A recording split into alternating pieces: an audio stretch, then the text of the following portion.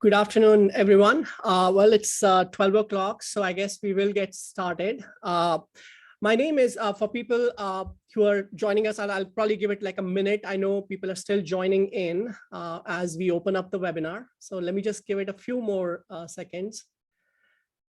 So welcome everyone to yet another power-packed programming from Thaibc. For those who do not know me, my name is Manish Malhotra. I was the past president for the Thaibc chapter. I know there are a number of folks who are joining us who are not familiar with Thaibc as an organization. So let me give you a very brief introduction to Thaibc and we'll get the programming started. We do have a very packed agenda today, so I will be as short as I can be. So Thaibc is the local chapter which is tied to Thai, which is the Indus Entrepreneurs. That's a global organization with about 15,000 members and 64 chapters around the globe. So it's a fairly large organization, truly focused on entrepreneurship and investing and a lot more. From a Thaibc perspective, our local chapter has a couple of pillars, actually 5 pillars that we focus on. The very first one being Thai GovCon. If you have been around in the area and if you've attended some of our events, you know that Thai GovCon is our staple event that happens in October. Then we have Thai Angels, where a number of the Thai charter members come together and invest in upcoming companies. So, if you want to be a part of that.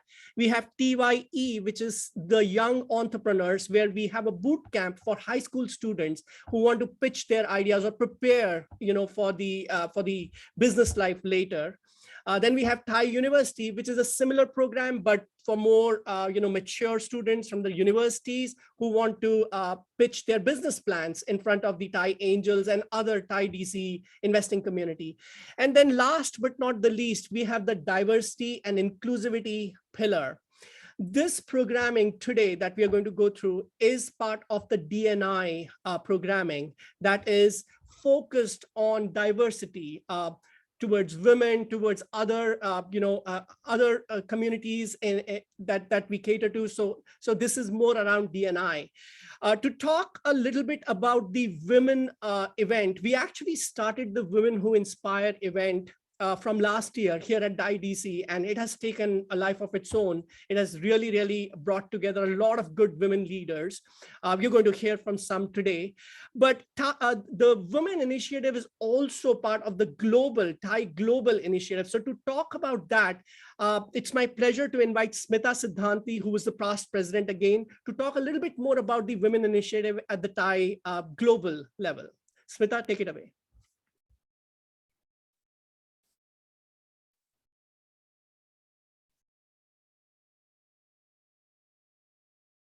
Welcome everyone to the Thaibc panel of Inspiring Women. I'm Smita Siddhanti, past president of Thaibc, now serving on the Global Board of Trustees and leading the Thai Women Initiative globally. I am here to congratulate Thaibc team for their commitment and support to the global initiative to support Thai women entrepreneurs. Launched in 2019, Thai Women is aimed to embrace, engage, and empower women entrepreneurs across the globe and help them reach their true potential. Our mission is to increase funding opportunities for women-owned businesses, initiate programs for knowledge sharing while building a global network and ecosystem for women entrepreneurs. Throughout the annual program, we hold several events, including the learning activities that include the open mic nights, active learning workshops, boot camps, and Connect series. This year, I'm happy to report that this global movement has taken off in a larger way from last year when it started. It has grown to now 45 chapters across the globe in 26 countries. And Thai Women, Thaibc is one of the chapters. I'm very proud to say it was participating among the 45. The Thai Women program not only encourages participation of women entrepreneurs to join in the chapter pitch competition, but bringing them to the Thai ecosystem to provide mentorship, training, exposure to investors, and more than $1.5 million of cash and in-kind awards. Each winner from the chapters, 45 of them, are being brought to Dubai. We are hosting them in Dubai for 3 days at this famous GITEX conference, which is a partner of Thai women for next 4 years. We are going to be there, and the global pitch competition is where we hold the final in the 3 days, hold the semifinals and the final competitions, and give exposure to global investors to our participants. So with that, I mean, there's a lot to learn about this program in this short time, but please go to the thaiwomen.org. That's our website. And once again, congratulations to the Thai DC team for holding their pitch competition this week and for their contribution to the much needed and timely effort of encouraging women entrepreneurs. Thank you and all the best. Great. Thank you so much, Smita. And thank you for all that you do for Thai as an organization, not just at the local chapter level, but also at the global level. So with that, let's move on to the next discussion. It's a fireside chat. It's my pleasure to introduce the moderator for that fireside chat, Pallavi Sabu. Pallavi is actually the incoming president for Thai DC. She will be president next year. She is, again, someone that very well spoken, very a dynamic leader. She's the CEO of Harmonia Holdings Group. I'll let her introduce herself and then also introduce the guest speaker. So Pallavi, take it from here.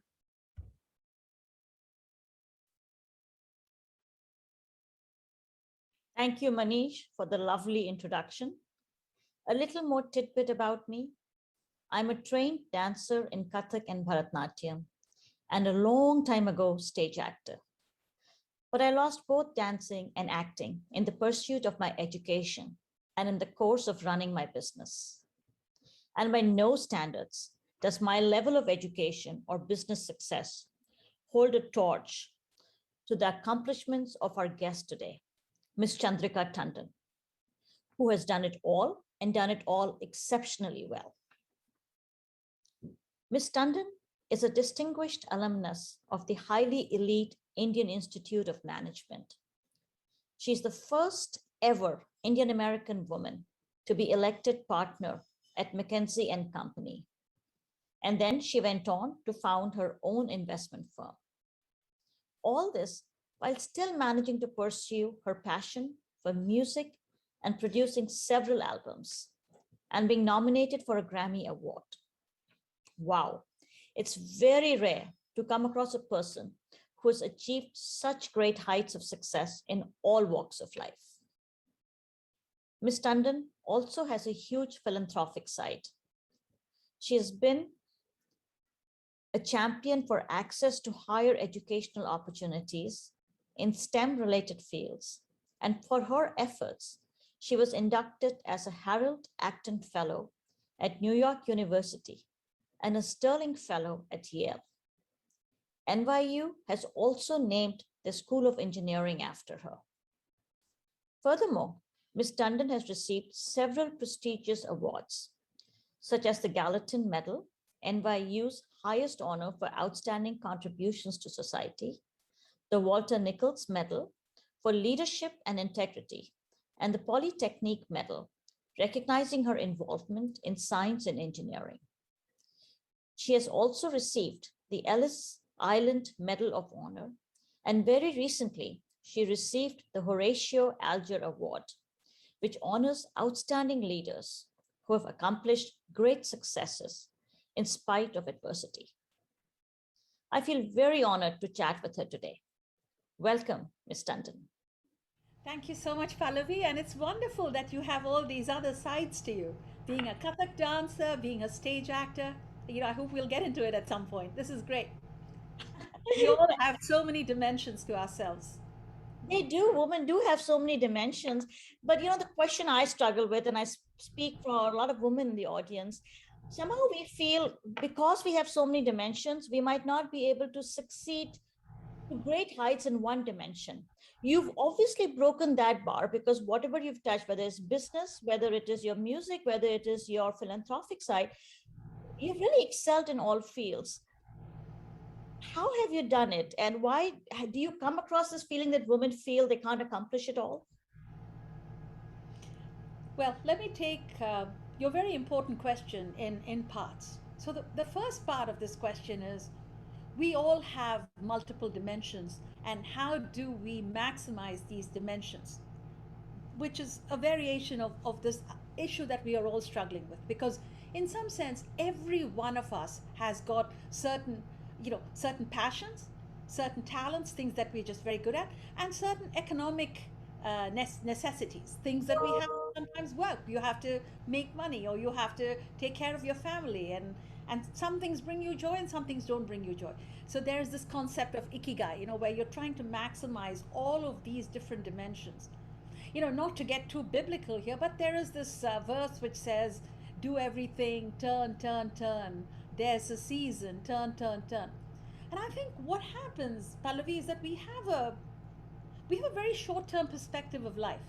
So we think about it and say, oh my goodness, I'm not being a very good mother today. I'm not being a very good business person today. Or my singing career is neglected, or I'm not doing things I love, or I'm really not getting joy out of my life. We can't look at life in bite-sized moments that way. One has to step back and take a much greater perspective on one's life and say, you know, you can't have it all the time. You can have all some of the time. You can have some all of the time, but you really can't have all of the time. So you just eliminate that expectation, because a lot of the issues, certainly for me, it would come up is that, you know, I had these high standards for myself, and I would always be failing because I wasn't good enough. I wasn't accomplishing enough. If I gave myself a lazy day, for whatever reason, having worked 24/7 for 3 weeks before that, I would think I had wasted my time, my client's time, or whatever it was. You have to suspend this judgmental side of you. So I think that's kind of a whole perspective of life one has to develop. It doesn't come easy because we are conditioned for certain things, and we can come to that. And the second part of this question. I didn't set out to do music to be excellent at music. I set out to sing because singing, the happiest moments in my life had to do with music. I had no idea what a Grammy was beyond, knowing all these great people that had got it. I mean, this wasn't in my radar screen. I just wanted to sing. It brought me so much joy. So I think when you have a goal which isn't, and the same thing, by the way, if I look at the business side, when I started my company, my goal was not, oh, I'm going to try to become a millionaire, I'm going to become a billionaire, I want to have all of this accomplishments financially. I had no financial goals. I had this idea about changing the transforming regulated financial institutions. This was my core idea, and I wanted to transform them and invest in them. This was a simple idea. I believed, and I didn't care about changing an industry. I didn't care about money. I just wanted to create impact in one institution in a very new methodology. That was my idea.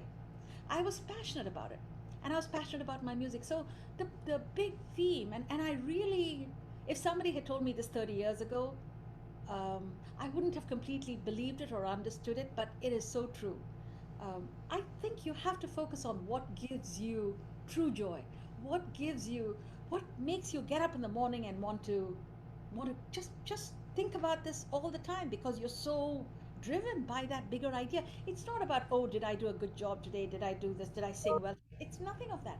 It is, oh goodness, I've got this idea to change this client's business, and I better go. And I would go to work sometimes at 6 a.m. in the morning because I really wanted my clients' businesses to get better. I wanted them to do well. And I think this is what we have to change in terms of our lens, if you like. Once the lens is focused inward on me, you literally are running up and down based on what your daily vicissitudes are. So I think we've got to switch it outwards into the purpose and passion. So passion comes and peace will follow. We have very high expectations of ourselves. Women often think we're not good enough. We might write something and we're not good enough, or we might go into a meeting and we think we're not good enough. And you said it takes a long time to overcome. But are there any insight messaging you used on yourself to overcome that self-doubt or the feeling of less imperfection, or what's become a common phrase now, imposter syndrome? I spend a lot of time with a lot of women of different age groups, mentoring groups, whatever you call them. And, from young high school students to college students to, young professionals, older professionals, and my, sort of, you know, mid and senior career professionals and retired professionals, the whole gamut. And women have, including myself, have a unique dynamic, which is exactly this. If the single phrase, I would say that a lot of us have been conditioned because we've all worked hard and came from whatever the backgrounds were. But most of us had to struggle some way, and we can talk about whose struggle was more, whether, but that's not relevant. Yes, we had to struggle. But what it did to us is it made us always have this narrative: I am not good enough. So you walk into a meeting thinking, I'm not good enough. I've been into meetings, Pallavi, when I was, to be honest with you, I'm not saying this in a boastful way. I was one of the smartest people in the room, if not the smartest, because I had worked so hard on the topic, you know. And a client said to me, and this was very early in my career, this was 1980, so we're going back 20 some years. The client said to me, I've got to say to you, you have the best points to make, but the intellectual power of your delivery is really terrible.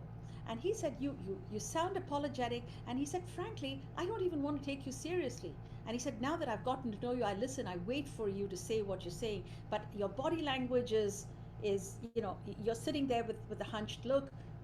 You've got to think about this because, and he said to me, you are the smartest person in the room, your ideas are the best ones, but listening to you, nobody would ever think that.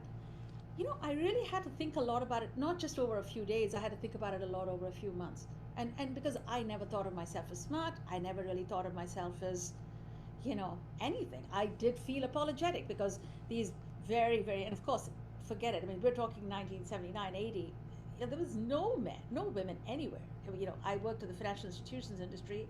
There was not a woman to be seen in any position. That they were assistants or, and frankly, they were not even young professionals. There was nobody. And all these guys were senior executives, CEOs, because that's, I was at McKinsey at that time. But you then had to think about what is it that you are bringing to this party. And I just lost this entire perspective. And in fact, something you said triggered me. I don't think of myself as a woman walking into a meeting. I think of myself as a world-class professional who's put in a lot of work, who has done the most professional effort and done my very best to be prepared for whatever it is I'm going to be in there doing. Not because I'm a woman, not because I'm anything, because I'm a very qualified professional. So the moment I have that definition of myself, I'm not sitting there thinking about, oh my goodness, oh, that's a tall man, he speaks so beautifully, or that's a guy that's so highly educated, that's a man that I don't really care. I am a person who is at the table not because of a woman, not because I'm smart, not because I've got anything, just because I'm a very qualified person to be at that table. And once I think of it, first I had to change that whole framing of myself. So in a sense, I would challenge you and all the audience listening to us today, let us not walk into situations thinking of ourselves as women. Let us think of ourselves as who we really are in that moment. I'm an incredible mother. I'm an incredible friend. I'm an incredible professional. I'm an incredible singer. And the second thing is, the biggest negative trait that I had is I wore this badge of honor of being a perfectionist. I think that was my downfall. And every time I would get to 99% and I would be working so hard for that extra 1%, which frankly didn't matter, nobody cared about, and it made for a lot of stress on my part. So now I start out, my affirmation is not that I'm a perfectionist. I start with the affirmation as I am perfection. Because at this moment, I am perfection. I'm doing my best. I'm not thinking about what is Pallavi thinking about me? What is your audience thinking about me? I'm just thinking about I am doing my very best to communicate to you what I really want to say. And I'm not I'm not wasting any energy thinking about what feedback you're going to give me later and now, whatever. Because that's what I am. I'm not a perfectionist. I'm not going to analyze myself to death. So what happens is your mind is like this Grand Central Station. You're going through so much, and these trains are crisscrossing, and you just literally suspend that, and you walk in and say, I am perfection, and I'm just going to let the moment happen. And women are really the worst offenders, I would say, because you speak about men. They're not sitting there and constant. There are some men that do that, but I would say 90. I want to, and I don't want to overdo this here, but I would say 99% of the women I've met are in that ball game. And every time, and by the way, I still have moments, but I would say it's now 10% of the time rather than 98% of the time. And the third thing I'd say is that for women, the reason that we are great mothers, great friends, we have built in biological compassion. We can deny everything we like, but we are not able to pigeonhole and pocket things the way men do. When we have if we have a fight with a husband or you have a fight with a friend, we carry this for days. We fret over it. We beat ourselves up and we analyze this. We think about what could have been done differently. So what happens is the tendency of us, and these are again broad generalizations, so forgive me for doing that, but if any of us can recognize ourselves in this, we have to think about it. We may not be able to address it, but awareness is half the battle. I think part of the problem is that we end up thinking about, oh my goodness, this guy is probably out to get me, and that you're carrying these angles because you're putting a whole lot of burdens on the situation, which are, as one of my spiritual leaders called it, shadow boxing. So you have a set of shadows that you're attributing to that person, and I'm sure they've got some shadows they're attributing to you. So you're fighting the shadows rather than really listening for what that person's saying or what you're saying. So I just think we have to really get into the core of why we are having a particular conversation. And then the last point, and I'll get off this theme, the practice of trying to change one's whole perspective and being doesn't come because you talk to yourself. You have to find a way to clear the clutter in your mind. You're so right, Miss Tandon. The three things you pointed out is things I've struggled with and overcome to some extent, but not 100%. And I think many females out there, many women leaders, or just the gender itself struggles with. One is being conscious that we're a woman. And you're right, men don't think we're a woman or we're a man. They're looking at a situation much more neutrally, but we have that inner voice making us think that we are a woman. And we really have to forget that and come to the task at hand, being prepared for the task at hand. The other thing you said was that expectation of perfection that we have on ourselves. And I had to work so hard to stop that expectation because I got thrown out of teams because I wanted to perfect it. And that, that 90% to 100% takes a lot more effort than it's worth. So those are real good points that you shared. Let me move on to another area that I personally have struggled with, and I feel a lot of women struggle with, which is networking. In a business world, and I'm sure even in a music world, or anytime you have to accomplish something great, meeting people, bonding, creating connections, creating relationships will open more avenues for you and will give you more knowledge. But when we walk into a room and try to network, it's hard to find common ground. And I've heard an interview of yours where you talked about the challenges you had finding common ground. Talk about that. What is your advice for women in terms of finding common ground and building those relationships with all male and female in the workplace? So it's an interesting question, and I want to be I want to tell you what I really think and be politically correct here. So I just want to.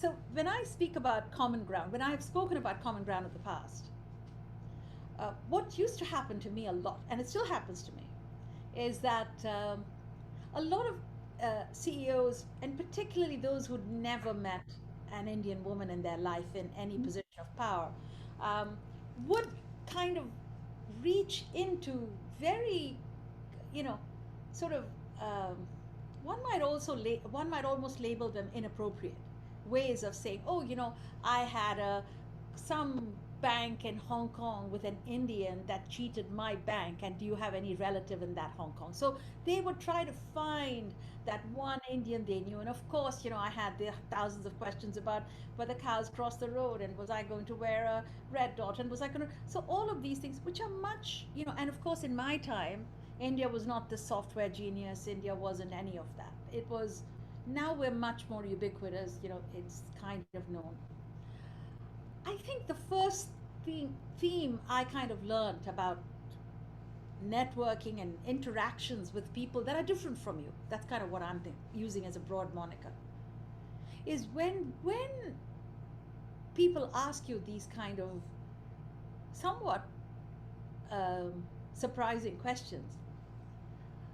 My first reaction initially used to be like, are you kidding me? What, we're here talking about the restructuring of your financial institution, and I'm going to make you millions of dollars in your institution, and you're talking to me about cows in India, and you've never been outside of this little town in the Midwest, But I just changed my whole perspective after that. And I realized they don't assume that they can talk to me about baseball, because I really hadn't been to too many baseball matches. They can't really talk to me about, anything that they kind of thought I knew. So they were trying to find something that was common ground. So I just started to look at them with almost love. I just said, okay, they are trying to make friends with me, and this is the way they know how. Once I did that, the whole barrier opened up. So, for example, this question about Hong Kong or whatever, I'd say, wow, that's interesting. So tell me what happened. So next thing, I knew all about their situation and what happened in Hong Kong. It wasn't really about this Indian guy, and we kind of, segued into everything that happened with this institution, and then the whole foreign troubles of the company. So I think that's kind of one, when you don't have this little plug in your heart which says, wow, they're out to get me, you open yourself out to listening and really asking follow-up questions. People love to talk. People love to talk about their passions. And I think having incredible curiosity about people is a key important. I think in networking, you don't need to know about baseball. I learned about intentional grounding in football in one cocktail conversation. Goodness gracious, I could tell you about the ins and outs of intentional grounding, because this guy was a football fan. I knew nothing about it. So I just said, you know what? Let me understand. Let me use some of this time to get it. So I think asking people questions is the starting point to me. I'm not interested in sharing anything of my knowledge.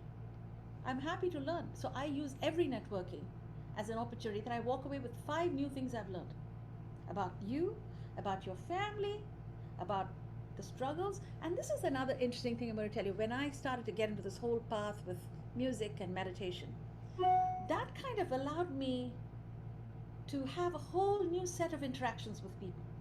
Because suddenly I knew people in one dimension. I knew them as a CEO. I knew them as an executive. I knew them as an investor or whatever. Suddenly they would talk to me about their meditation practices or their stress relief practices. These are not American issues, CEO issues, women issues, men issues. These are human issues. People have important things that they care about. Why don't we ask them questions that they care about? Why are we approaching networking as we need to talk about baseball? I don't think it's relevant. Unless you're passionate about baseball, I keep great scores about the Knicks. I'm crazy about basketball. Yeah, so I might talk about basketball, but frankly, I have 50 other more interesting things to talk about. And the third thing I will say is, let's not be afraid to ask questions and share of ourselves. What are we afraid of? That you'll judge me? If I told you I'm struggling at home with, a particular situation, 90% you're probably struggling with the same thing. It's okay to share. I'm not giving you state secrets. So a lot of us are so, especially women, right? Because you've got this big chip on your whole body. It's not just on our shoulder. You walk in with the hunch, you walk in. Even this, see, and this is what, if I had to leave you guys with one thought, I reject these narratives in our mind. I want us not to walk in with these narratives of, I don't know their language. I'm a woman. I kind of, oh, they have their club and I don't. No, I am in your club. The fact that I'm in this cocktail means I had a reason to be here. It is my club. We'll find it. We'll find it. If I ask you 3 questions, I'll find a common ground. I guarantee you that. So I think we have to approach this with confidence, approach this with a whole sense of reframing ourselves. That message that you have throughout, we've got to change the narrative in our head, because that is our biggest enemy, not somebody outside. That's what holds us back, because there really isn't a glass ceiling if you don't think there's a glass ceiling. We limit ourselves as women, and that's really great advice that you're giving in terms of forgetting the gender, controlling the narrative, and not shooting for perfection. I think that's the message I got so far out of it. Tell me something. I find myself guilty of this also. Once you've achieved a certain level of success, we tend to get fat and happy, right? Whereas this quest to achieve the next big thing stays as, I wish I could have done that, right? Do you find, and obviously you don't find it in yourself because you have gone from one great thing to the next great thing to the next greatest thing. How do you keep that fire burning? Actually, 21 years ago, I had almost like a spiritual crisis, because I asked myself exactly this question. I think many of you read about it, but I was signing a very, very large deal, and I was about to sign a very large deal. I mean, it was a life-changing deal for my business, for my company. This would have taken my company to the next big stage. It was very high publicity, and so I'd had multiple meetings with the board, and we did pretty much.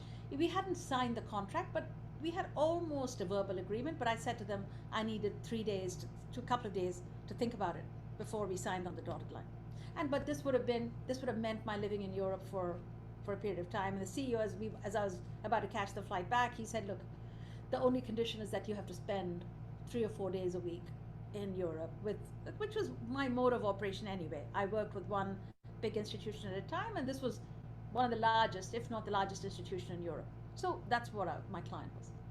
I took the flight back. I was on the flight back, and I was reading. This is the beginning of my spiritual epiphany. It changed my whole life.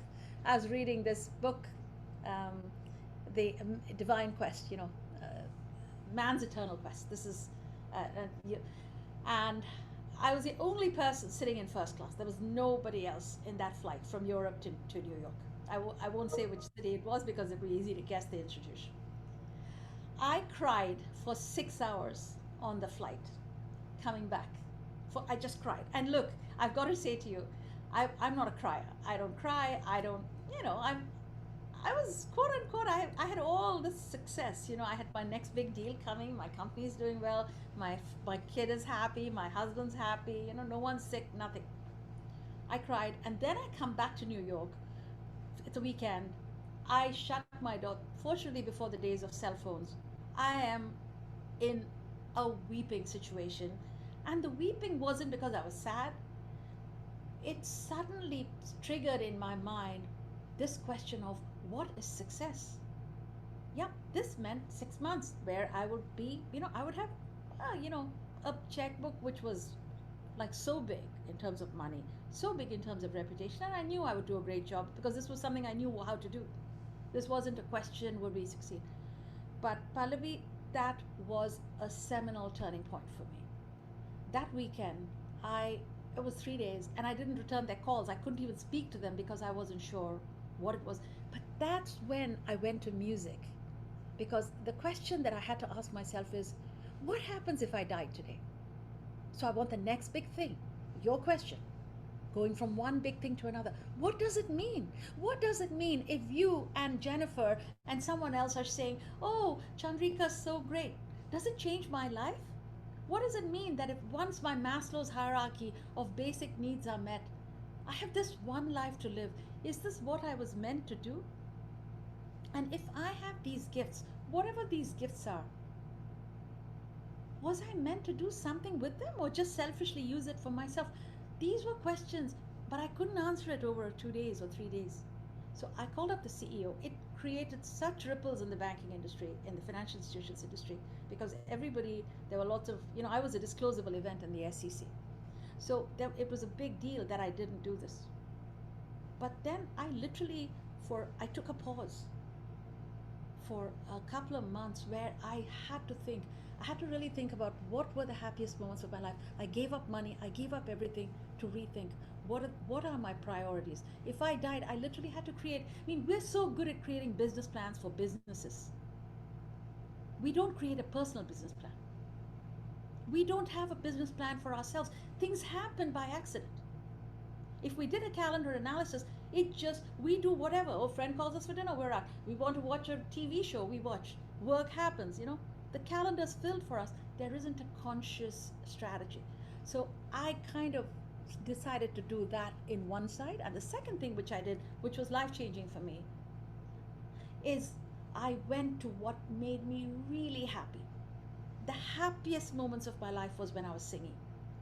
I don't remember what chores I did, Pallavi. I worked so hard when I was a little girl. We came from a very simple family. I had 1,000 chores. I was the oldest. I was cleaning floors with cow dung. But I don't remember what jobs I did. What I do remember is what songs I was singing then. I can tell you every song I sang, and songs I would hear. So I went back to singing, and I sang for fun. And once I started to sing, I wanted to do it not because I wanted to get anywhere, but because I wanted to sing to my best ability. So I would go try to find the best teachers and exert myself to insane levels, driving at 4 in the morning to go find a teacher and practice. So all I'm saying to you is, I had to look at what is success. So it's not going from one place to another. It wasn't a question of a rut. People looked at me at that time and said, the business world looked at me and said, are you mad? Are you mad? I had to make big changes in my company. But the third thing, the most important thing that happened out of this pursuit, which informs a lot of the earlier discussion we had, is this music led me into a whole journey into myself. Because when you go into music with purity of intent, you are not singing because you want to perform. You're not trying to. All the teachers, and I'm a reasonably good singer, so all the teachers would say to me, oh, you need to perform. I couldn't care less. I wasn't interested. I simply wanted to sing for myself. I wanted to explore the notes. I wanted to find some part of myself. But what I did find is I found my light, because that led me to meditation. That led me to all kinds of practices of deepening my own connection to myself. And I have a very, very rigorous practice now of meditation, of breath work, of service, because you completely open up your heart and yourself. You remove all the clutter. So this practice sustains me. And so these three things came together. So the question that you're asking about going from place to place, there's a presumption in that question, implicitly, right? Which is, we are in some kind of great control about what journey we're going to take. So you can create some directions for yourself, and based on what makes you happy or what you feel like you want to do, and the universe takes care of you after that. When I restructured my entire business world, I kind of had to let people go. I had to restructure my travel, everything. I had to restructure the economics of my company. I thought my life was finished in one way. It was, and yet it wasn't. I discovered a whole new other life, because my business never went away. But it came back in a completely different way. And would I have known it? I had no idea. So if I had planned it, I would have done something really stupid. Fortunately, I got out of the way and let the journey happen. It's hard. I see what you're saying, but it's so hard. The fear. I find myself at a juncture in life where I couldn't, if I retired, it wouldn't make a dent in my lifestyle, right? And I want to go to the next level. And if I don't plan for it, then I probably will just spend my day lazing around. There isn't that motivation, right? In your case, you had that passion of music, right? A lot of us may not have the talent, but we need that structured plan, even though the universe has its own way, to get up and try to be a little better. But I get your point about a little better doesn't mean the next same thing. It could be re-examine yourself and what else is there in your multi-dimensional facet in your life. And I think again, I kind of feel like we just need to get away from implicit and explicit judgments. Like even what you just said, right? That you had a talent. I wasn't doing music because I had a talent. I did, but that was not the reason. I did music because I love singing. I could have been tone deaf, but I love singing. I loved it. I love composing. I love singing. So I did something I really loved. And by the way, the one thing I would say, and this if I was being prescriptive about anything at all, the one thing I would say is that I think all women and all people really, but women more than others, because we have a lot of other issues in our crisscrossing minds, we all need a personal practice of some kind. We owe it to ourselves to have that. And that personal practice, what it will do for each of you, and I promise you this, you just have to take my word for it, because I didn't know this until I saw my own glories of what it unfolded in me. That personal practice takes away all this nonsensical conversation we have in our heads about what tomorrow, what my fear, what is this, am I good, am I not good, what does he think, oh, I didn't do this, I did. Enough already. And by the way, I wish I'd had this wisdom when I was 20. I wouldn't have been as stressed out a human being as I was for so many years. I may or may not have done exactly the same things. It wouldn't have mattered. I would have just had a much happier life.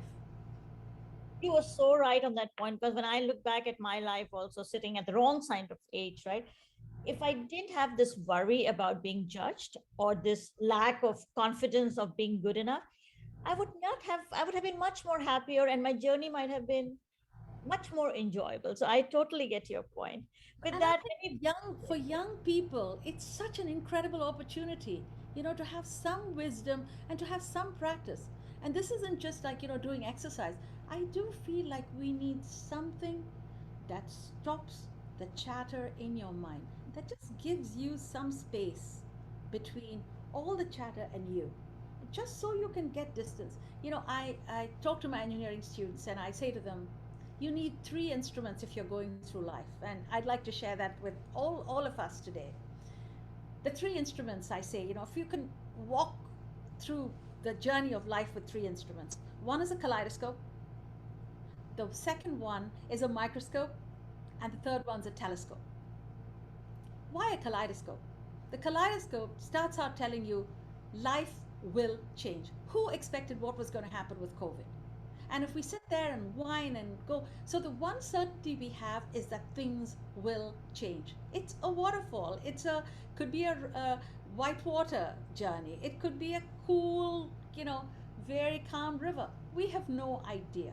We have no idea what life's going to deal us, to us, or to the planet. So things will change. So you need the resilience and you need the mental state to be able to just accept that change will happen. And it's okay. It doesn't signify, the end of the world, the sky is falling, Chicken Little, but it's life.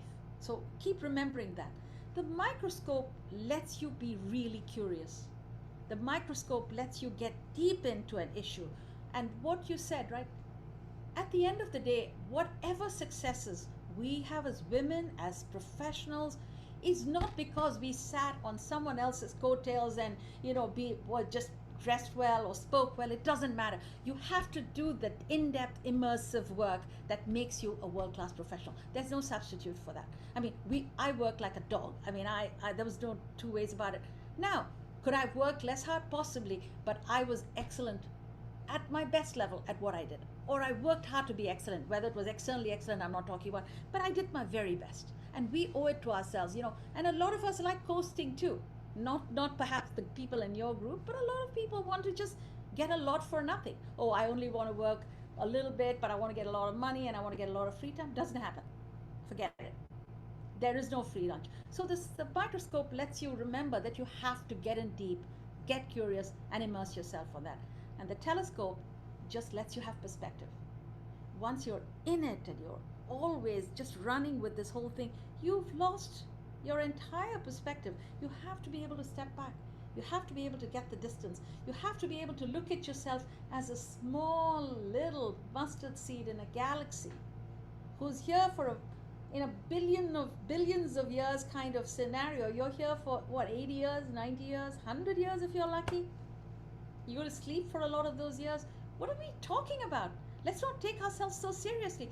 Let's step back, and that journey then becomes like a wondrous journey. And this is so important, because if we lose 30% or 40% of our power because of these crisscrossing negativities, can you imagine, Pallavi, what happens if we're able to unleash that? We've got double the amount of woman power. And that's what I want for all of us. And I want us all to have this life of joy. And now, having experienced that, I still step away, by the way. This isn't like, hunky-dory all the time. But the difference is that I know what is possible. I know I can revert to the state that of a different state of being in that beautiful space. So yeah, I step off, bad things happen, I'm in a bad place, but then my stepping back on is much faster. That's the best you can hope. We are human beings. SHIT happens. But we make it happen. Remember, we go on this journey, but you have to keep coming back. And you're so right. The other thing, the intimidation of starting out on a journey, it took me a long time to realize, if you start making baby steps, the paths open up. And you become better and better and better with those baby steps. And if you falter, so what? You have learned a lesson, and the next step is easier. Now let me ask Jennifer's question, who wanted to know, your life and perspective and what is next for you, where you see yourself going next, because you're a rock star, achieving at every stage. So let the audience know where your dreams lead you next. At the moment, I'll tell you both on a personal level, and then in terms of on a work level, right? On a personal level, I'm working a lot on this whole topic, which we have touched on in different ways. I'm working on this whole topic of compassion as a main core value for both, and compassion both for myself and for the whole everybody around me. Because, I am, just as I say to you, I am perfection, I look at you and say you are perfection. So I'm really working very much at cultivating this perspective on the planet, on people all around me, which just says everybody is doing their best. And this is not a dog eats dog world. This is not a world that everyone's trying to hurt everyone else. This is a world where everyone is trying in their own way to do better. And we have to look at that and try to bring the best out in whoever we can and help everybody flower to their best ability to the extent we can. Unfortunately, I'm in a place to be able to do that, which leads me to my two or three big themes, two really big themes that overall, I made a decision several years ago that I would live a life of service. So entirely everything I do is given back to the world in some ways, through the foundation, through some way, shape or form. It's my time is now spent on giving back. So all these boards that I serve on, and I do many things which are not on board. So I'm very actively engaged in just serving. My time, I have a few hours, months, weeks, years left of the planet, and I'm very committed to making my corner of the planet better in whatever way I can. The two areas that I've picked for my focus was one, we've spoken about this in different ways a lot today, is this whole issue of mental well-being at particularly the university level. And when I speak about mental well-being's always been a stigma. They think of depression, they think of, oh wow, I can't go talk to someone. Mental well-being isn't just that. Mental well-being is the essence of human flourishing. Yeah, you have the whole spectrum of issues, which is, you have depression, you more psychological issues which require psychiatric intervention, but that is one stage. But everyday people, we were just talking about this, right? If I have 40% of my day is spent being stressed, can you imagine if I could be my best self? I've unleashed so much power. I see this when I go into a concert. If I have a clutter in my head about, oh, how am I going to sound? Is my voice sounding okay? I simply, my performance is a lot less than what I could do when I just walk in and say, I'm here to share, I'm my best self, take it. So I just think that's true of anything we do, whether it's being an artist, whether it's being a leader, whether it's running a company, it's whether you're dealing with the leadership of your people, everything. So I think that issue of mental flourishing. Can you imagine in women? Many, and by the way, again, I'm into broad generalizations, so I don't want to get into trouble for this, but some people will say that sometimes women are the toughest, most difficult bosses to have because, you know, we wear our heart on our sleeve and then we take it out on people. You have a bad day at home and you're taking it out on everyone that works for you. So, we owe it to ourselves to be our best selves and old techniques. So this mental health is a big issue for me. Mental flourishing is a big issue. And the second topic, of course, which you spoke about, is the integration of STEM. I think STEM is no longer a field that's kind of on the outside. 15 years ago, we didn't have email. We didn't know most of this stuff. Every technological innovations are much more ubiquitous, and it's just the beginning. So life as we know it's gone. And so I want high school students. I want primary school students, of course, college students. I'm heavily engaged in the engineering school and the research. So this is very important to me, and we're going to be investing a lot in these fields, and we are, as you know, we continue to do that. So that's kind of my focus. But so my dream for everyone is, my dream and blessings for everyone is that we all have this incredible opportunity to be our best selves and focus on a goal beyond us, beyond this narrowness of me, just switch our perspective a little.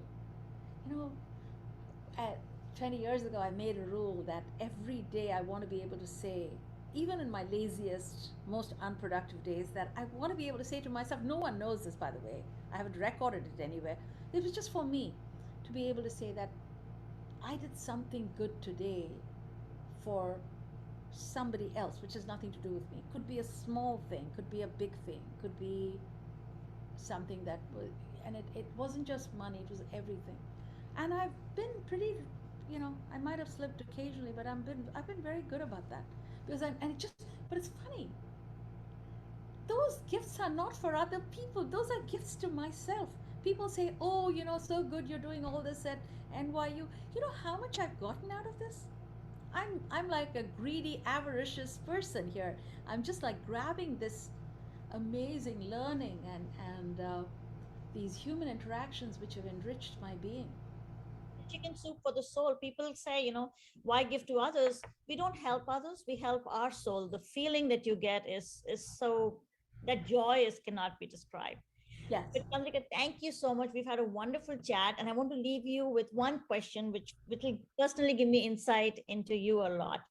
Is there a particular song that you hear that every time gets tears to your eyes, no matter what? it's it's it's a music is a very complicated topic for me, Pallavi, because I probably have a repertoire of about, my iPod has 10,000 songs. Oh my Actually, God. I have 11,000 something, and I actually have them on additional thing. I literally, I do songs on continuous repeat through the night. Mhm. So for me, it's never a particular song. I have, and now, for example, it's phases in my life. For example, now I'm having a sort of a resurgence of songs I sang when I was a very little girl, because I have a very musical 3-year-old grandson who demands that I sing to him every night. I sing for an hour to him every night. So I'm doing that. I love all the shlokas. I'm very drawn to the sound and the utterances of Sanskrit and the meanings of the broadest perspectives. So each phase of my day and my week and depending on what I'm going through, and I'm in the studio a lot right now because I'm making a lot of new music, that evokes other other music in me. So it's a very hard question for me to answer because, as I've said, everything else is what I do. Music is what I am. Thank you, from one tone deaf person to a person who's a master of tones. Thank you so much for making time for us at Thai DC. But don't look at yourself that way. I'm sure you're a beautiful musician and a beautiful artist. Thank you, Pallavi. Thank you for the time.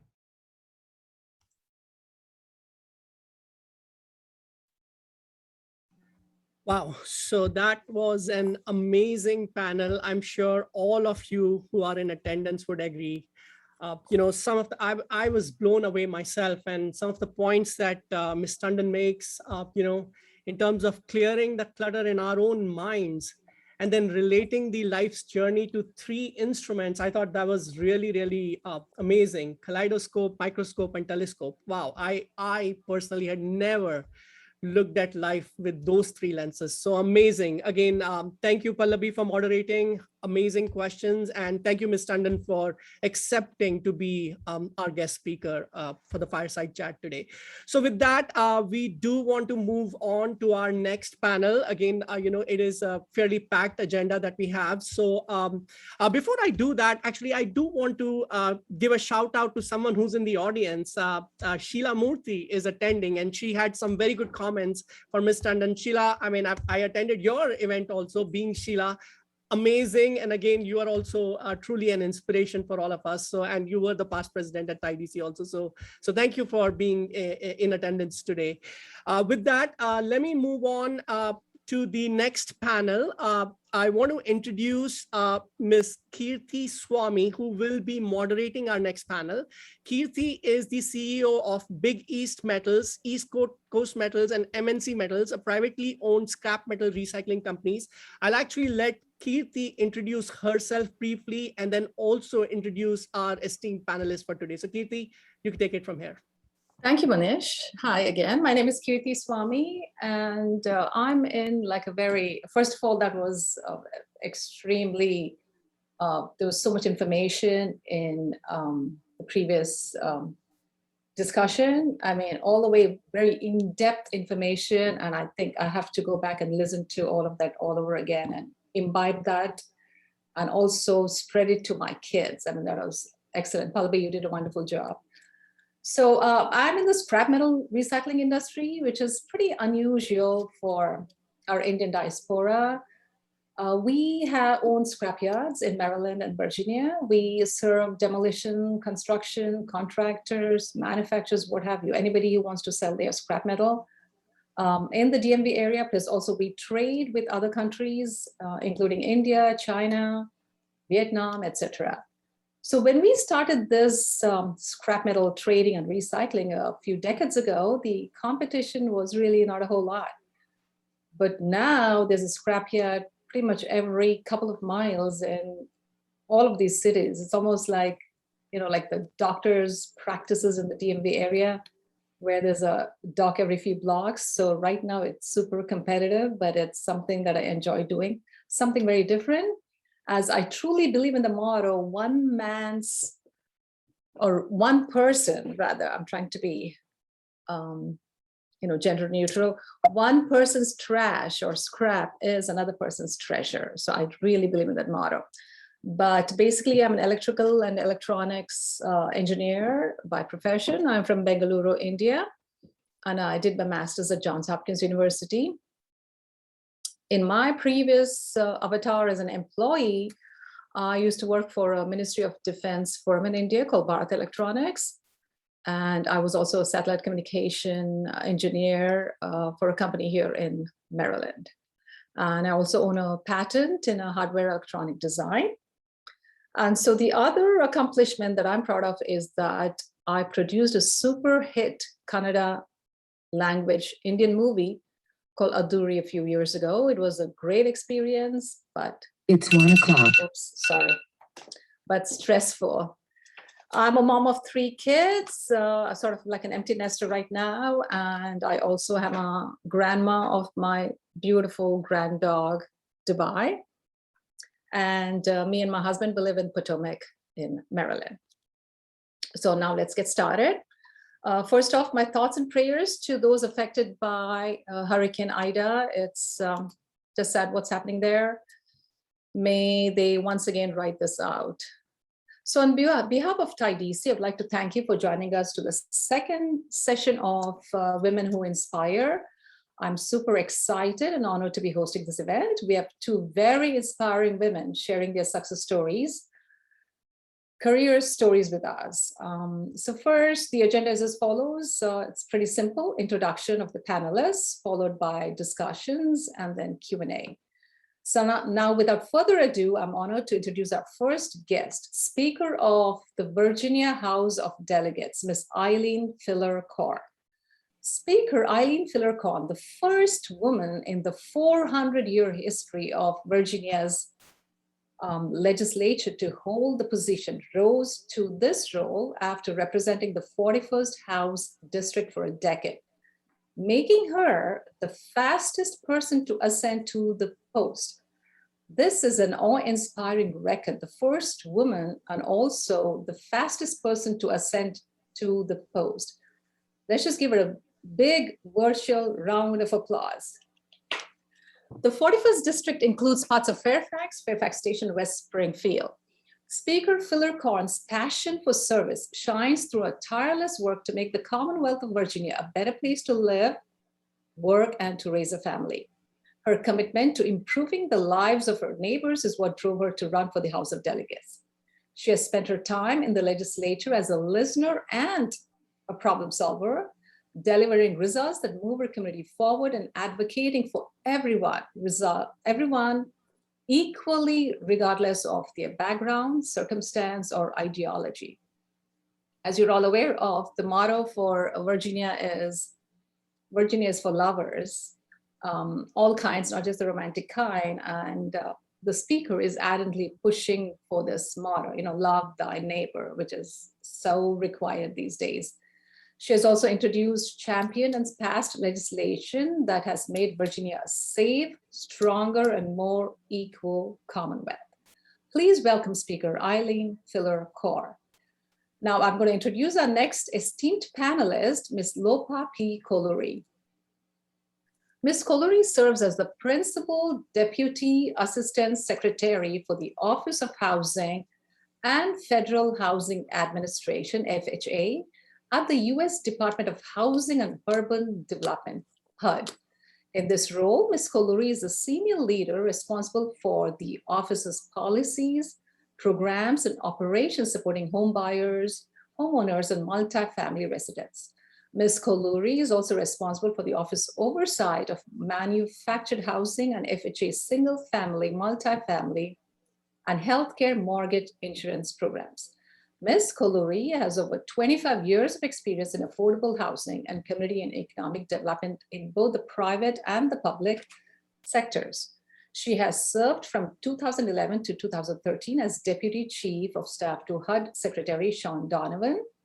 Prior to rejoining HUD in February 2021, Kolori was the Chief Development Operating Officer for the Philadelphia Housing Authority, the nation's fourth largest public housing authority, serving nearly 80,000 public housing residents.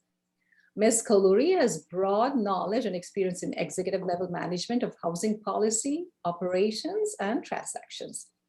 She also served as the Assistant State Treasurer for Economic Development for the state of New Jersey and the Director of Housing and Community Resources for the New Jersey Department of Community Affairs. A very impressive resume. Please welcome Ms. Lopa Kolori. So now let's get started. So Ms. Filler-Corr and Ms. Kolori, please share with us your impressive journeys. What are some of your personal and professional real life experiences that have shaped your career so far?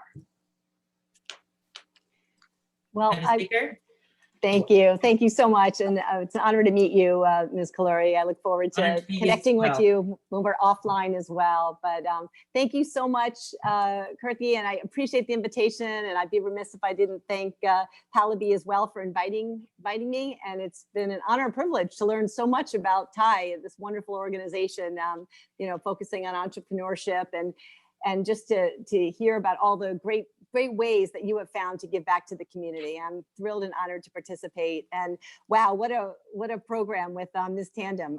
I too was just so moved and inspired. So when I think of what you all were discussing with Ms. Tandon, when I think about your organization and what you stand for, and what, the reason we're all here today, nothing is more important right now than to giving back and contributing back to society in a bigger way.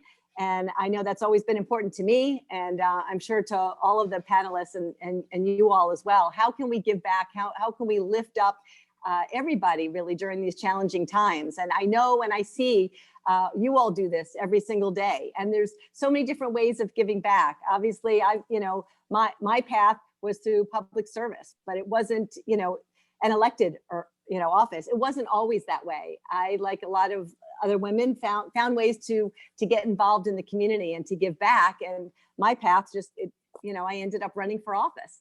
So there's so many ways to be involved and to give back in the community. And I was raised by parents who were always focused on giving back, fostering a sense of how can I make the world better than it was when we came in? How can we leave it better for our children as well? Community, service, faith, all of that was just so important.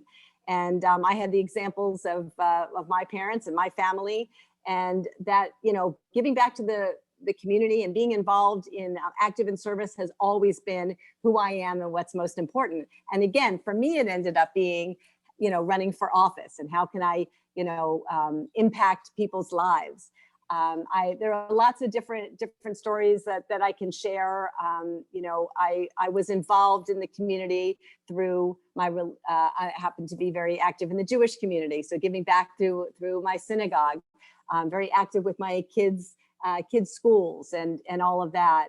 I also had a personal story. I was actually carjacked with my kids in the car a number of years ago. They were locked in their car seats, and obviously it was shocking, disturbing, frightening, as it would be.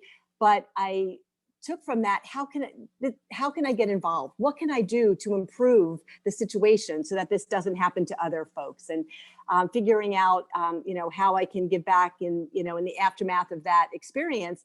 And I knew that I could give back. I could change legislation. I could work on things and improve the Commonwealth in such a way that I can make it safer for others. And I just felt like it was in part a calling, and I had a larger role, way to give back in the community. And certainly that was instrumental in my decision making. As I said, there's so many different ways to give back, but certainly legislatively is one way. Can you actually change the laws that impact Virginians and impact everybody's life?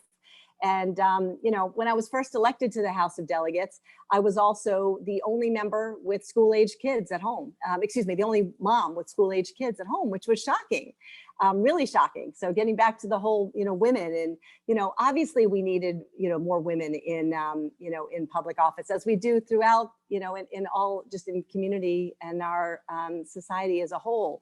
I was so proud of the ability to move forward quickly with legislation that would, improve Virginians' lives. But I also looked out and said, you know what? We need a more diverse group. We need our elected office. We need the House of Delegates to really, truly represent Virginia. And what that means is, all kinds of diversity of race, diversity of faith, diversity of sexual orientation, diversity of gender, diversity of geography, diversity of practice area and, experience. And I was never so proud as, after working in elected office for a number of years, always standing up for those issues that were going to impact Virginians and make a difference. But when I had an opportunity to then move forward in this role as speaker, and I was sworn in January of 2020, looking out from the dais and looking out at the faces of my members, realizing that while we're not all the way there, times have changed. I saw the diversity and, and again, all sorts of diversity and recognize that now we have more people at the table, more people whose life experiences were going to impact Virginians. And, as a result of that, as a result of having more women and having more, more diversity, all kinds of diversity, we were going to get better legislation, not just actually ideas, concepts for bills, although that's important too, but even the details inside each and every piece of legislation or draft bill, and also leadership as well. I mean, it's shocking to think that it's taken 400 years to have a woman serve as speaker in this role. And yes, women too have different ways of thinking. So I was, incredibly honored, obviously, to be elected and, sworn in and, as the first woman speaker in the 400-year history. But what I was more excited about was looking out at the diversity of the members and recognizing that more constituencies had a voice finally for the first time ever. And this was not, luck. I mean, as you all know, as entrepreneurs, as women, you put in a tremendous amount of time, planning, sacrificing, hard work into everything that you do and all of your successes. That's what we had to do. And that's what we are doing in the Commonwealth as well. We continue to face challenges, even as right after I was sworn in, we then found ourselves after the first session in a global pandemic. But I'm so incredibly proud of what we were able to accomplish in 18 short months and through major crises, the health crisis, the pandemic, the criminal justice crisis, all of these crises, we were able to move forward and pass bills that truly help those most vulnerable, help those most in need, and lift all Virginians up. Whether we're talking about healthcare and protecting everybody from the coronavirus, whether we're talking about building a stronger economy, making sure our kids could return to school safely, responsibly, doing all of this and passing all of these bills while staying true to who we are. And as Ms. Tandem said, trying to make the planet a better place by improving Virginians' lives every single day. And then to see that we were able to get through, to stand true to who we are, move Virginia forward in a positive way, impacting Virginians' lives, and also receiving the designation of CNBC's top state for business. And that's not only a source of pride because of what it took to get there, but it also shows that we got that designation as we made Virginia more open, as we made Virginia more welcoming to all and focused on equity and equality. So we now have a positive climate for business. We're focusing on education. We're focusing on health opportunities for our workforce, creating a positive environment for everybody, focusing on equity and inclusion. And, I couldn't be prouder of where we are right now. And I know that it really all stems from, as I grew up, and I know many of you, how can we give back? How can we make a difference? How can we contribute to our communities? And I know that's what you all do every single day, and certainly what Ty does as well. So I thank you, and thanks for the opportunity to be here.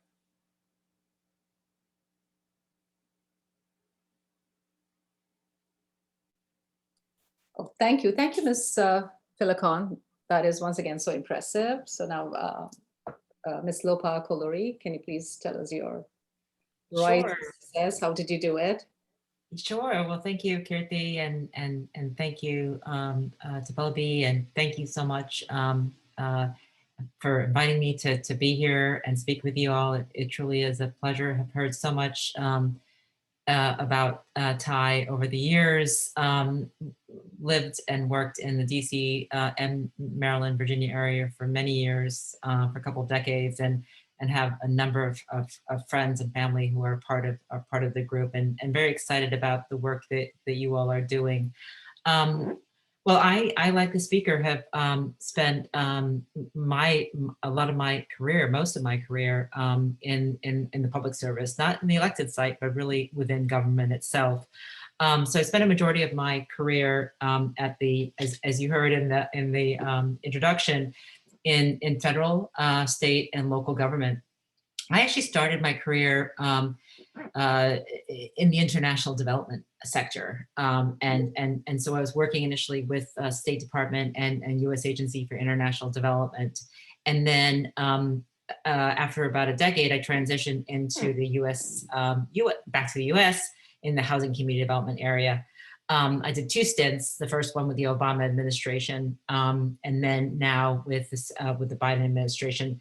I've also had an opportunity to spend time and and would love to also connect with a speaker at some point at the local and state level, which is really where I think we're making a huge impact, right?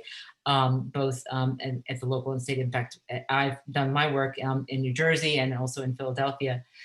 So as I mentioned, my professional journey started in the international development sector. It was 1994. I had just joined the U.S. Agency for International Development. I was fresh out of graduate school and was given the opportunity to join the U.S. delegation to go to post-Africa, to post-apartheid world.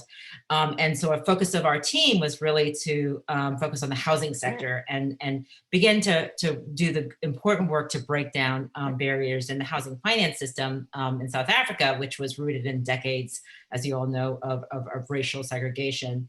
And so that was work that we started and continued, and that work has continued on for decades and will continue on.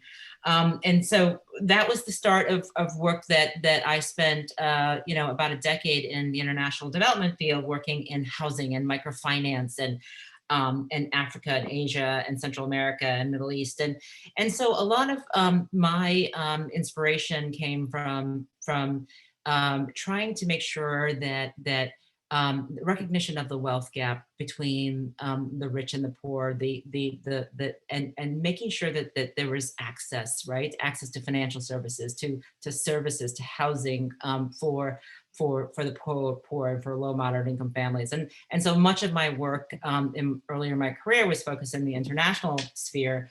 And while my passion and work for international development remained alive, I felt the need to pivot and focus on my work in the United States and to give back, as you said, speaker, and particularly in the housing and community development work, and to really work to address the needs of underserved communities in the United States, whether they be in rural areas or urban areas or even suburban areas, right? I'm just really trying to make sure that and so I essentially then would spend the next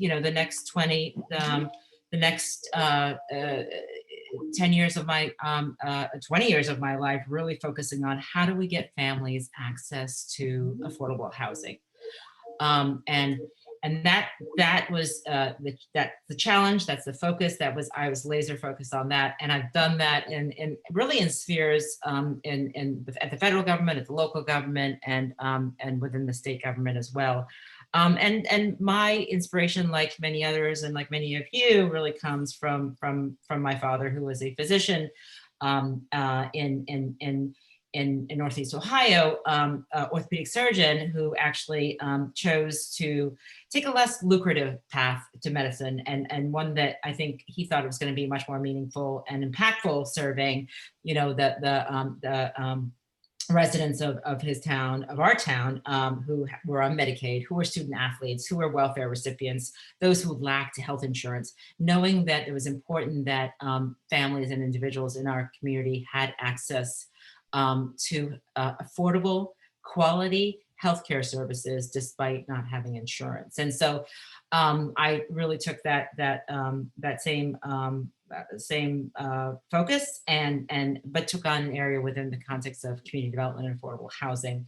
And now I find myself and have been working for the last couple decades, really working to create access, breaking down barriers, helping to break down barriers and combating institutional racism, quite frankly, and housing discrimination that exists. Years and decades of discrimination that we're combating. And what's great and what's so interesting and what drives us in this administration, President Biden and Secretary Fudge are laser focused on breaking down systematic barriers to racism, and that means through the lens of housing, right? Through the lens of housing, and I think we have three major policy priorities that I wanted to just share with you. The first one is addressing the immediate and urgent needs of those that are recovering from the COVID crisis, and so that has been my sole focus over the last 8 months, and so. Everything we're doing is now through the lens of COVID recovery. and even more challenging now with we're seeing the emergence of the Delta variants coming, and so that work has been made even more challenging than it has, or just as challenging. The second area is advancing racial equity, a focus, a very specific focus that President Biden has laid out, and so we're looking at all of our programs at HUD and across the agencies, quite frankly.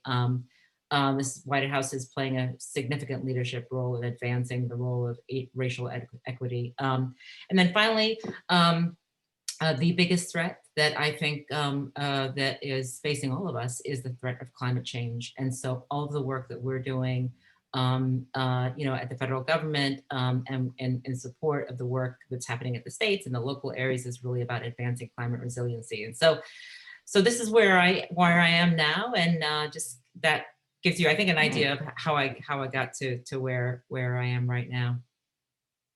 That is so impressive, Ms. Kolori. I mean, you have a lot on your plate, I must say, but I'm sure you're gonna carry it all the way to making it successful. Thank you. So now the next question is, since this is hosted by TIDC, an organization full of business owners and entrepreneurs, it is imperative that I ask this question: what are the new opportunities for business owners in HUD and also in the Commonwealth of Virginia? And also, are there any special opportunities set aside for women? And how does the impact of COVID enhance these opportunities? Are there certain things that the government is looking at, federal plus local? And lots of people are working from home. So what is the trend now? How are you implementing these things in your governments? Well, I'll just jump in and say, from the federal level, I'm really glad that you asked this question, because HUD has, as well as other agencies, have many opportunities for women-owned businesses, and sometimes that gets overlooked.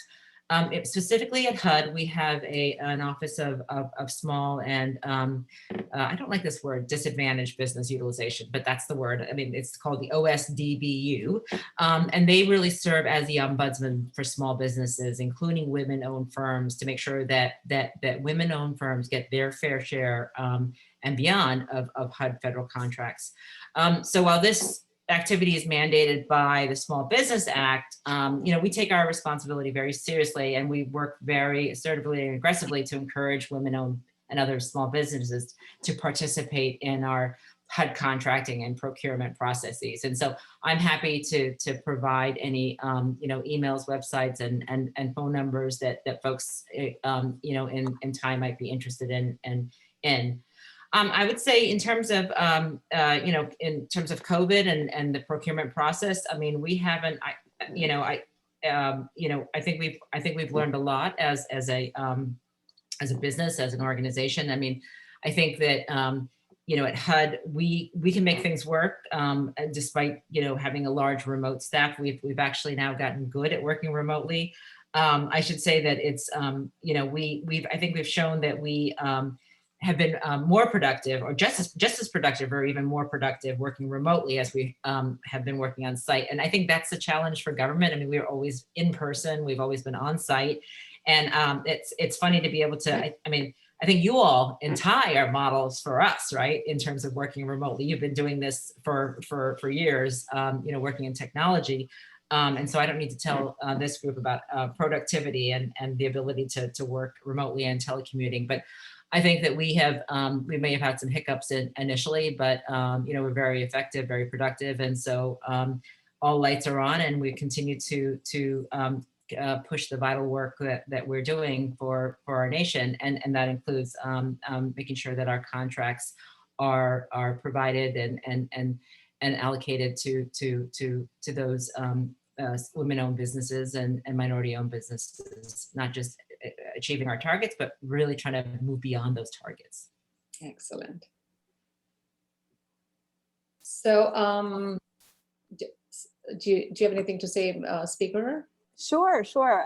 Yeah, I'd love to respond too. And Ms. Kolori, I am just so excited, looking forward to our conversation afterwards too. I just want to talk to you about a lot of different things. And when I think of all that we've accomplished as it relates to criminal justice reform and institutionalized racism and racial equity and affordable healthcare, Medicaid expansion that we passed, those have been top priorities for a number of years. And now since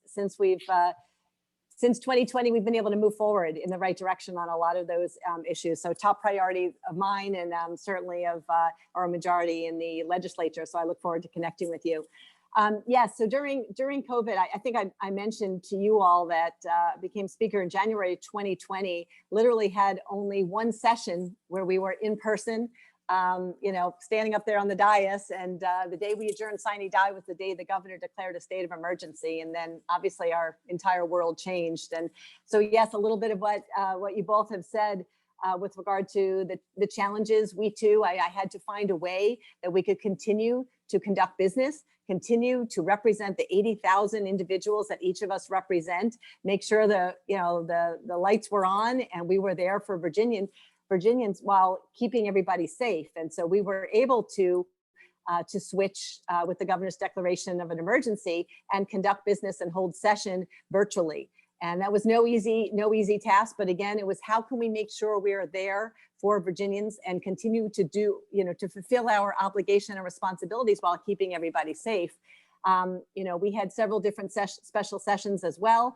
And as Ms. Kolori mentioned, found a way to actually increase public participation and part of the process, making sure that more people throughout the Commonwealth could actually even participate and be part of it. We were able to conduct business as far as, efficiently and responsibly and effectively with regard to the pandemic. And focusing on your question specifically, Kirti, with regard to small businesses and all businesses, but certainly small businesses were struggling as a result of COVID-19 and the outbreak. And, I can say now as a result of a lot of our legislative successes, they're in a better position. These businesses are up on their feet and reopening their doors. We were committed to making sure that Virginia was open, welcoming, and again, that, and in light of the crisis, the health crisis, but also as it relates to being more diverse. We had to make sure that Virginia, the Commonwealth was open for businesses and workers. We also were able to pass some important pieces of legislation during these challenging times, including the Virginia Values Act, which established a comprehensive, first time ever, non-discrimination protection for working Virginians based on sex, pregnancy, childbirth, related medical conditions as well, marital status, amongst others. So that was an important piece of legislation that moved things forward in the Commonwealth. And I think all of our hard work along all of these issues really has paid off for Virginians. So as I mentioned earlier, that goes back to our being the designation of best state, CNBC's best state in the country for business. And again, that comes from a result of us making Virginia more opening and welcoming and passing some really, really key pieces of legislation. It also provided us to ensure that we had a strong footing when the pandemic hit and as we started trying to come out. And obviously with the Delta variant, we're still in that process. So we're in a better position than a lot of other states as a result of what we've been able to do. One of the most important pieces of legislation that we passed for businesses was actually about a year ago, we created the Virginia Rebuild Virginia Grant Program, which provides small businesses the funding that they need to keep them afloat through these challenging times. And the response has been overwhelming. And to be perfectly honest, the fund has spent all its money 3 times, and there's still a lot of requests and applications in the pipeline. Just a few weeks ago, the Virginia General Assembly, we had a special session. And I think it was about 3 weeks ago, maybe even a month ago. And the focus of the special session was to spend the ARPA funds. So with billions of dollars that we had to spend in federal American Rescue Plan money.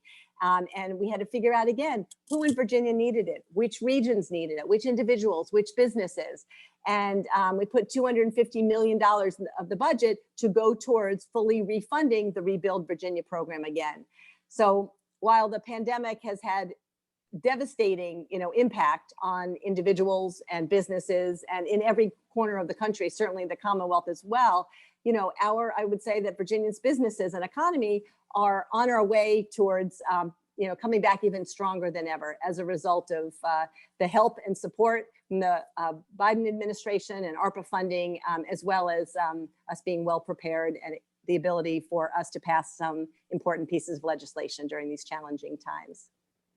Excellent. I mean, I live in Maryland. I do not live in Virginia, but I have businesses in Virginia. And we recently started a business in Fredericksburg. Stafford County has been amazing. Trying to talk to them and getting approvals, it's been fantastic. And I think that's the reason Virginia is, like what CNBC has said, the #1 place to do business, beating Texas and all the other up and coming states. So now to Ms. Lopa, this crazy housing real estate boom. What is your take on that? What is the prediction? How long will it last? So I can go back and invest during the downturn. Can you please throw some insights on that? Sure. So I would say that, I mean, this is a very tight market.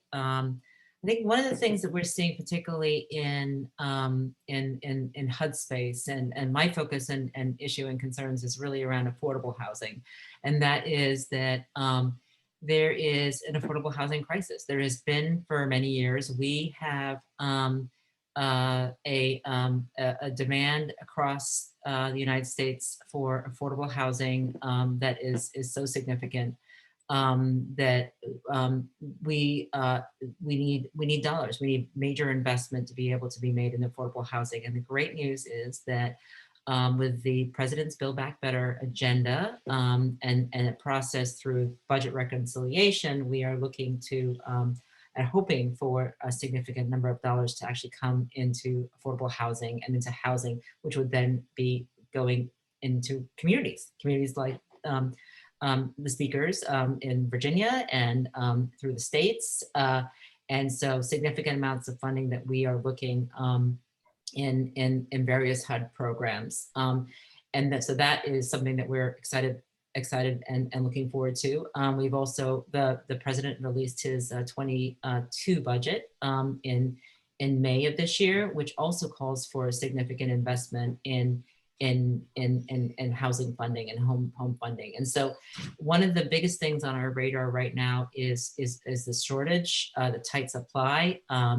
It's hard to find homes. So even for the middle class, I can imagine, I know that's tough. Well, look at it from the perspective of low and moderate income families who the supply is not there. And then on the FHA side, our goal is to make sure that we can provide affordable financing that is for first generation home buyers. And so that's what we're here for. And so, yes, we're in a tight and a strong market. Like I said, my biggest worry is that the other thing that we are really focused on right now and concerned about is the pandemic has had an impact on people's lives. Not just the loss of lives, which is just awful, but then, the livelihood, right? People have lost their jobs and they have inability to pay their mortgages and pay their rents. One of the things that happened last week is the lifting. The judge had the eviction moratorium was shut down, and so that was a big challenge. And then the other piece that we're looking at is we have delinquent mortgages that are in FHA's portfolio, and so we're working to make sure that we can get our families our payment reduction so they can afford their mortgages and they can actually pay back their mortgages and so a little bit of a crisis mode in terms of the pandemic side, but then also looking ahead in the future with regards to additional funding coming into HUD so that we can actually invest more in the supply side of affordable housing. So Thank you, Ms. Lopa. I was in California 2 weeks ago, dropping my twins off, and I was shocked to see the homelessness there. I did my own research as to the property value in the houses. It's incredibly high. And that is the reason, I mean, I can't afford to live in California. I'm talking about the San Francisco, San Jose areas. And when I see the homelessness people, and this is what, you know, I'm like, we need the affordable housing for these people. You can't, I mean, it's not a, it's a difficult environment over there. It is, and we actually, so I just met with a couple of groups from California. The average house price is like 1.5 million. Exactly, it is crazy. Right? $1.6 million.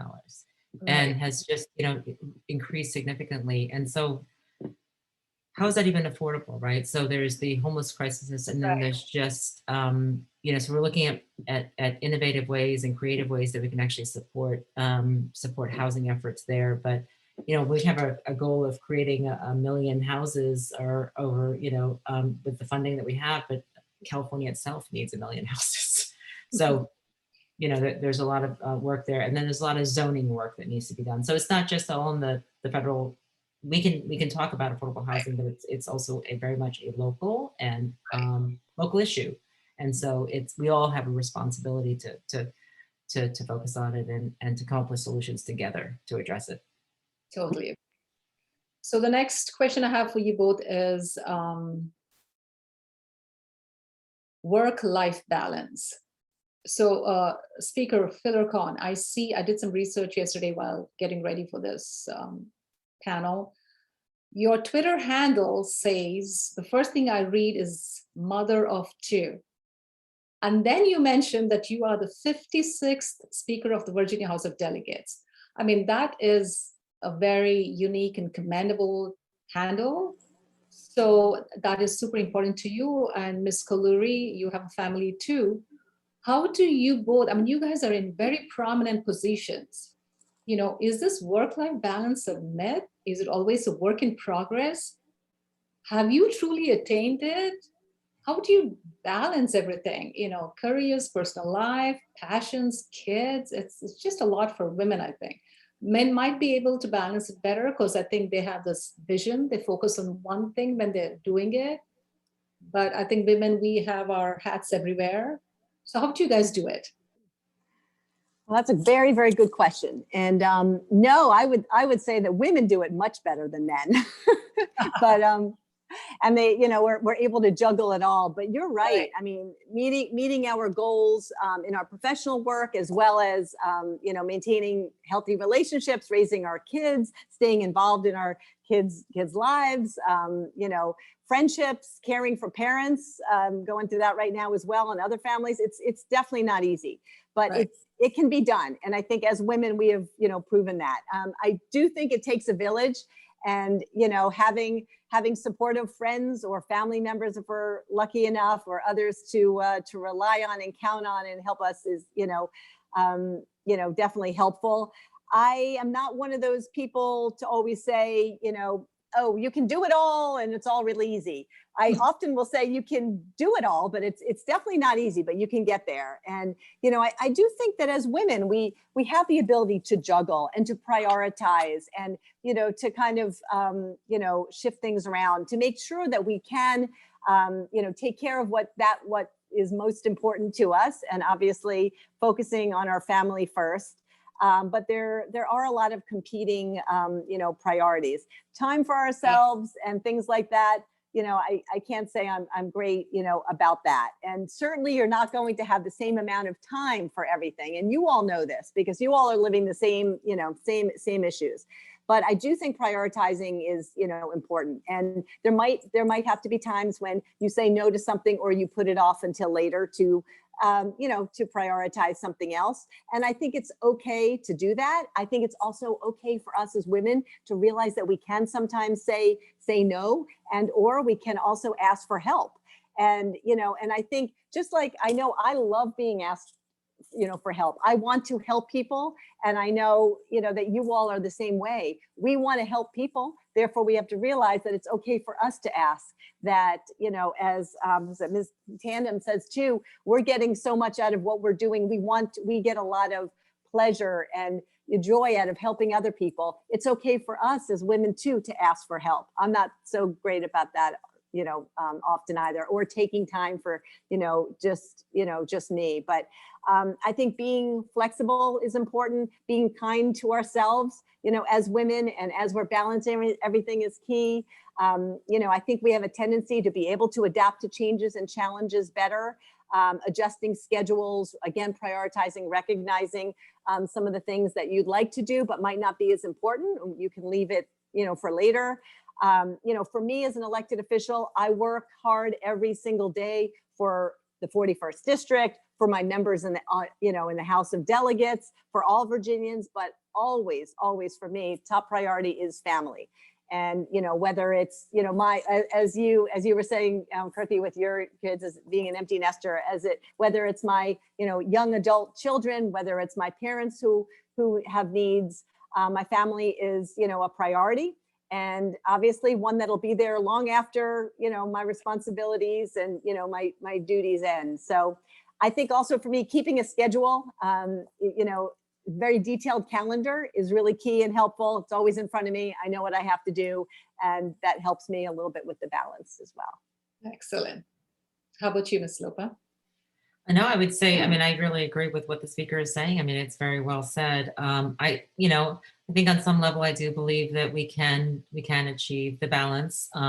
Maybe not all the time. How many times have you heard a woman say, or a man for that matter, say that, I'm doing it all, right? But I'm not sure that I'm doing well at it all, right? So I'm not sure that I'm doing either well, right? So, and so there's always a little bit of that insecurity there. But, I was in the Obama administration when Anne Marie Slaughter came out with that book, or the article that she wrote about why women still can't have it all. And, that was a little sobering and a little discouraging. But then I was invited to the White House, where Valerie Jarrett, senior advisor to President Obama, said, you can have it all, maybe not all at the same time, right? So I think that was the caveat there. And I think there's some truth to that. And I found, just like the speaker and like you, Kirti, we're juggling family and kids and aging parents along with our jobs. And there are times when some things, the career just takes a little bit of a backseat to the things that when that your kids need you probably more than you can. I think asking for help, having the help support is wonderful, and I've certainly tapped into that. And then there's some things it's probably part of the reason we say no is because we just know we need to do ourselves, right, as mothers. And so I think making those decisions, as speaker is saying, with regards to priorities and just shifting. And as women, I think we are very good at that. We put a lot on ourselves. I think we're probably, my husband would kill me to say this because he probably thinks that he's just as stressed out as I am, but it's managing and multitasking. But there's something to be said, Kirti, about that, being able to just focus on one thing. And whereas the women we're always like, trying to multitask. But no, in all seriousness, I think that I do think that we can do it. But it's not easy. It's a challenge. And some days you feel great, right? You just like, wow, I'm doing this. And then other days you're just like, what have I done? So, but I do think I think that it's really about prioritization. It's about keeping the detailed calendars, and even if you keep making those to-do lists, you still get through them, and you're managing. And so not a myth. I think definitely doable, but not always perfect, and every day is not perfect. So. Excellent. Yeah, I've been using this Eisenhower matrix, which has these 4 quadrants: what is important, what is the priority, and that has kind of started helping me now too. Oh, good. Interesting. That's a great help. Thank you so much for that. So the next question is, a lot of us women, including men, sometimes we feel like we're in a rut. We know what to do, we know how to do it, but we feel like we're in a rut. What is the advice you can give to these people who want to shift their careers, want to forge new paths, but are really scared? It's a very competitive world. What is the advice you give them? Like how does one do it without overthinking about it, without being negative about it? And they want to do it, but they don't have the, can I say, guts to do it. So what's your advice for those people, men and women? I would just say, I think strive for what you want. I think mentoring, using mentors and people that you trust and respect to kind of sit down and talk about, getting advice for what you think you want, or maybe what what the challenges are where you currently are. Know that, you just have to keep pushing and keep going for whatever makes you happy. And that it's probably is easier at times to just stay where you are. It would be a lot easier. Just stay where you are. It's safer, but you deserve to be happy. You can do this. You can, try something new. You won't be sorry later. Use the example, you're never gonna, look back years later and say, gosh, I should have waited another year or two to finally do what I want to do and what makes me happy. But I think confidentially finding people who you trust and respect, whether they're mentors or family members or business associates, and maybe talking to people in these other professions, or in other jobs, maybe volunteering for an organization, or a cause that's meaningful to you will bring you some sort of renewed purpose to to what you want to do, and might help. Thank you so much. Yeah, I would just add that I think that along the same lines, I think think about what is it that you're passionate about, right? What is it that you're interested in? It may not be necessarily realistic to leave a job too, because of, for economic reasons.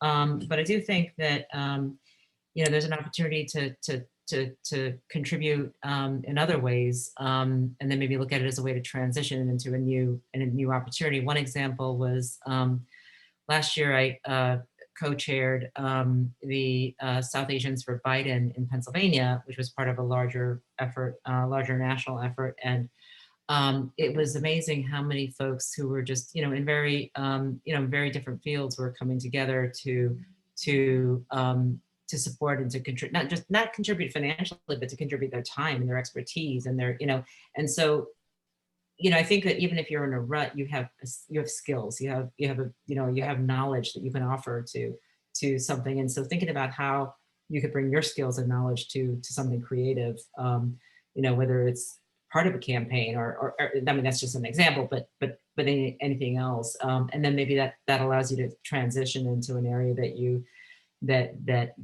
ultimately want to be in, but to be patient with yourself and to realize that maybe you're not going to be able to leave a job tomorrow, right? But is there a plan that you can kind of set out for yourself to do that? Excellent. Thank you so much. So now let's move on to this myth about women do not support each other. As former Secretary of State Madeleine Albright's famous quote, as she said, there's a special place in hell for women who do not support or help other women. So do you feel we need to support each other more? I mean, what is the reason this is even like a topic of discussion? What is your take on this? I think it's essential to help and support women, and I'm sure that Kolori will agree with me. I think there's nothing more important than that, and I think supporting women, serving as a mentor, helping other women climb the ladder, and is essential and key. Whether it's an official mentorship or just providing support. I think there's no doubt about it when women are involved and in charge, we get things done. And I think it certainly has been invaluable to me to have mentors and women mentors and people to help lift me up. And I try to do that every single day. And there's so many different ways of doing that, but also creating a backbench, folks getting ready to do the next thing, I think is important, and making sure again that there's women there, to step up, because so often women need to be asked. I know that we say this all the time, at least in elected office, and I think it's probably transferable to other industries and businesses, and you all tell me, but for for women to step up and run, they need to be asked on average 3 times to run for office before they actually do. That's not the case with, with men. And I think that's transferable in other realms and other areas. So we need to identify those women and, in wherever involvement they are, volunteering for a group, working here, working there, whether it's a board or a commission, or identifying those people that have never even stepped up to volunteer somewhere before and say, you know what, you've got so much to offer. Right. You should do this, and bring them along, I think is key. And so that when we are looking for the next level of leadership, and, there are women right there in the pipeline ready to step up and take over. Excellent, excellent. Yeah, no, I'll just add that I think that, I don't think that we do enough to support each other. And I mean, we do need to do more. I think that I've had the opportunity to work with a number of women who I felt supported me as I went through my career, but I've also had the opportunity to see where women haven't been as helpful. And so I try to make sure that as I am now in a leadership position, that I'm very supportive and in a position where I can coach and mentor those women that are coming up, next to me, behind me, under me, alongside of me, and as the speaker said, really creating a bench. So I think that's super important. I think that mentorship is critical. We need to support each other through mentorship, through one of the things that we put together a couple of years back was a coaching circle, right? We were all in different spheres, but of different areas. But we all kind of set our goals for each other, for ourselves, and then held each other accountable to meeting those goals. And so I think there's some creative ways to think about how we support each other.